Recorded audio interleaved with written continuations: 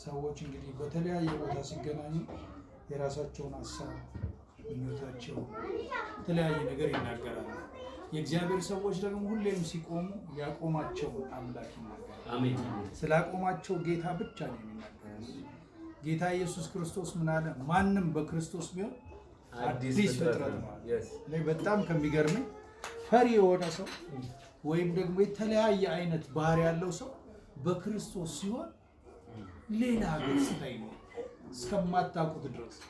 አንዳንድ ሰው እንደው ራሱ እንዴት ነው እንደዚህ የሆንኩት ይላል ማለት ነው። ስለዚህ አንዳንድ ጊዜ ሰዎች በሚያደርጉት ነገር የእግዚአብሔር ሰዎች በሚናገሩት ንግግር በተለያየ ነገር የተለየ ገጽታ ሲኖራችሁ ክርስትናቸው ለነሱ የተለየ ሊመስል ይችላል።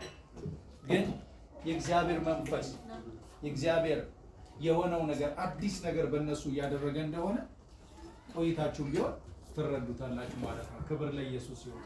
የእግዚአብሔር ስም ይባረክ።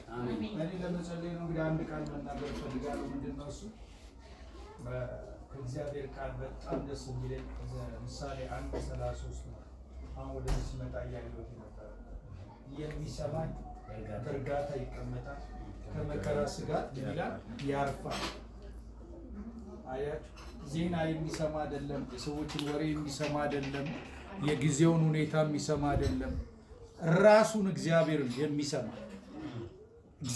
የሚሰማ ምን ይላል? ያርፋል። መጀመሪያ ያርፋል። መጀመሪያ በእርጋታ ይቀመጣል። ከዛ ምን ይላል? ከመከራ ስጋት ምን ይላል? ያርፋል። የሚሰማኝ በእርጋታ ይቀመጣል፣ ከመከራ ስጋት ምን ይላል?